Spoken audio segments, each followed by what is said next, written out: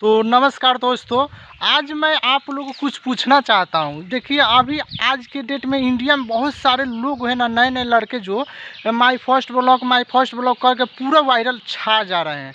और मुझे समझ में नहीं आ रहा है जी, ये कैसे मतलब यूट्यूब पर छा गए हैं। तो क्या टाइटल लगाए हैं, क्या थंबनेल लगाए हैं दोस्तों, हमें भी समझ में नहीं आ रहा है। तो प्लीज़ आपको अगर रिक्वेस्ट करते हैं, जो आप अगर जानते हैं कैसे वायरल होगा, तो प्लीज़ हमें कमेंट करके ज़रूर बताइए।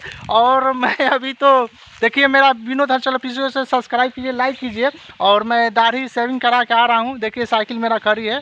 और बस यही पूछने का था आप लोगों को, और कुछ नहीं। और कैसा ये मौसम सुहाना, देखिए हमारे तरफ का एरिया का हाल कैसा है, आप प्लीज़ कमेंट करके ज़रूर बताइएगा। कहाँ से हमारा वीडियो देख रहे हैं वो भी ज़रूर कमेंट कीजिएगा प्लीज़ दोस्तों। कैसे वायरल होगा भूलना मत, प्लीज़ मुझे वो ट्रिप्स ज़रूर बताना, खास करके मैंने मेरे लिए। Please like share comment please.